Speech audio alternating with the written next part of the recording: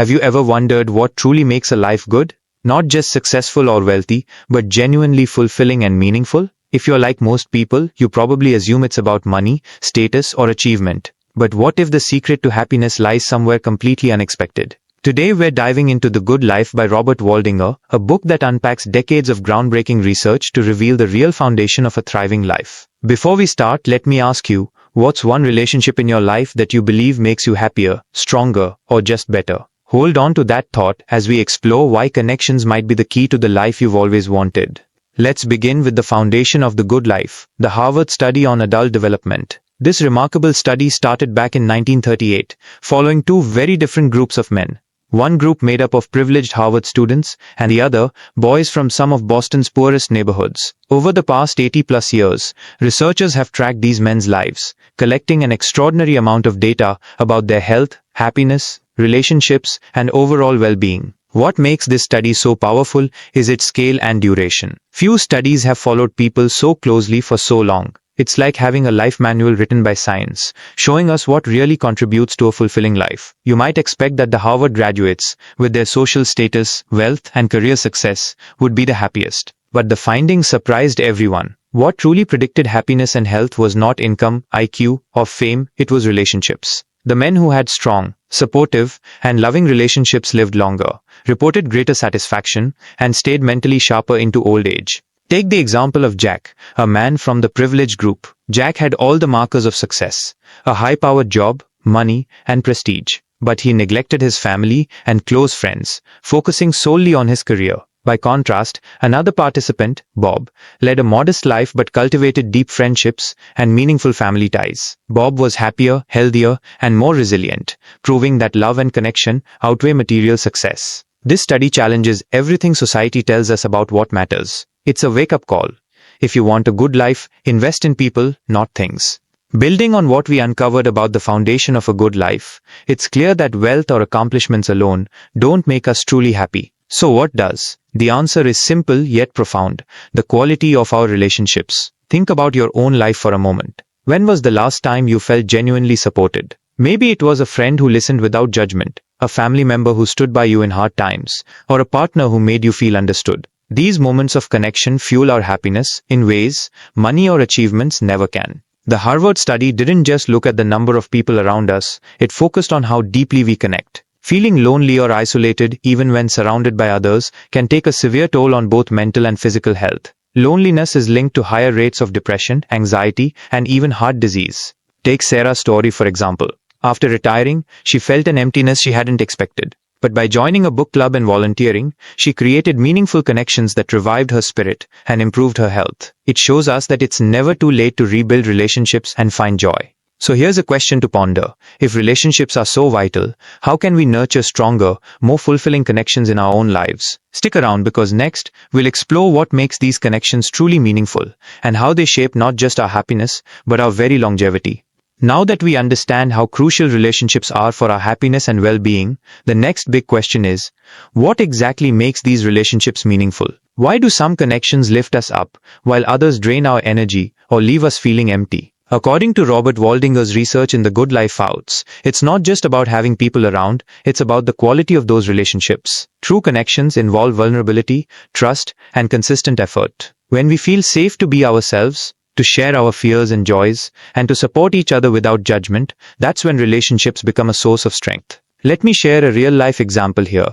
John and his teenage daughter had drifted apart during the busy years of his career. It wasn't until he started dedicating a small part of his day just to listen, without distractions or trying to fix things, that their bond transformed. That simple act of presence rebuilt trust and opened the door for deeper connection. It's a reminder that sometimes quality trumps quantity in relationships. This is where Waldinger introduces the idea of active relationships, those where both people are willing to invest time and energy. It might mean regular conversations, shared activities, or even just a quick check-in text that says, "I'm thinking of you." But here's a powerful insight you won't want to miss. It's not just about who you connect with, but how you nurture these bonds that impacts your overall happiness and health. And in the next section, we'll dive into specific habits and practices that can help you build these active, fulfilling relationships no matter your age or stage of life. So if you think relationships are important, wait until you hear the practical tools that can change how you relate to others and yourself. Trust me, this is where the real transformation begins. Now that we know what makes relationships meaningful,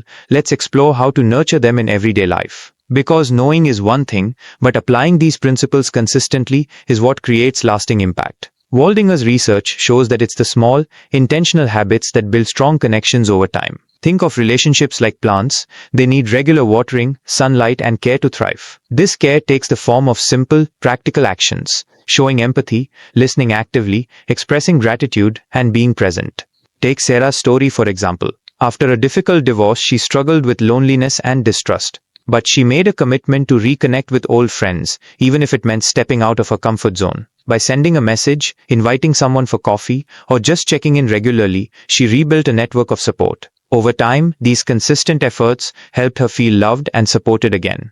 Waldinger also highlights the importance of conflict resolution, not avoiding disagreements, but approaching them with respect and a desire to understand. When we handle conflicts with compassion instead of criticism, relationships grow stronger rather than break down. But here's the part many overlook: self-relationship. How we treat and understand ourselves directly impacts our ability to connect with others. Waldinger encourages us to cultivate self-compassion and emotional awareness, because a healthy inner life reflects outwardly. So if you've ever wondered how some people seem to have fulfilling, lasting friendships and relationships, this is the secret sauce. And if you're thinking, how can I start right now? The answer is in those small daily choices, which we'll wrap up shortly.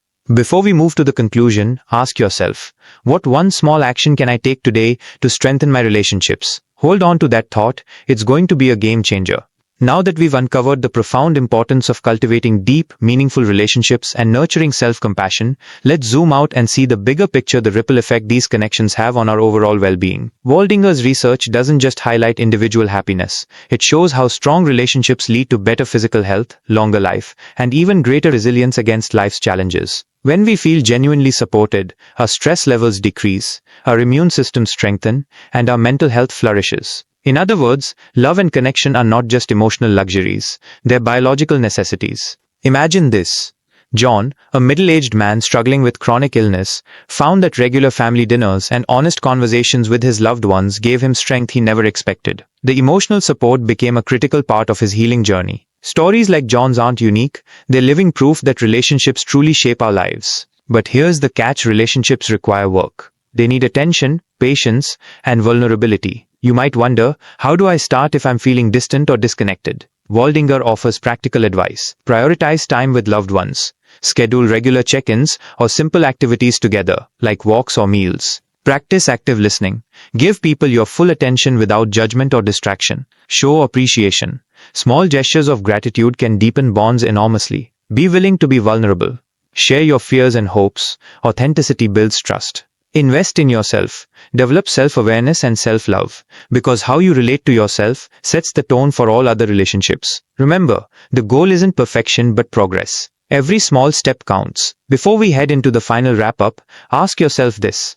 What is one relationship or habit you can start nurturing today that could change your life tomorrow? Hold that thought, it's more powerful than you think. We've journeyed through some truly eye-opening insights from Robert Waldinger's The Good Life. From the scientific evidence that shows the undeniable power of strong relationships to real-life stories that bring these ideas to life, it's clear that what matters most isn't wealth, fame, or even success. It's the quality of the connections we build. Waldinger's message is simple but profound. Invest in your relationships. Invest in yourself. These investments don't just create happiness, they build resilience, meaning, and longevity. Think about it, how often do we get caught up in chasing the next goal, only to realize later that what really filled us up was time spent with those we love, or how healing a heartfelt conversation or a simple act of kindness can be. This book encourages us to prioritize what truly nourishes our souls. And here's the best part: you don't have to wait for a perfect moment. You can start today, whether it's calling a friend, scheduling a family meal, or simply being more present in your daily interactions. Every effort counts. If this video has inspired you to rethink what the good life really means, I encourage you to grab a copy of The Good Life by Robert Waldinger. The link is right there in the description. Trust me, it's a book you'll want to revisit time and again. If you've made it this far, congratulations, you're already on the path to a more meaningful life. Don't forget to hit the like button, subscribe for more life-changing summaries, and share your thoughts below. I'd love to hear. What is one relationship or habit you plan to nurture starting today? Thank you so much for watching. Here's to building a good life together.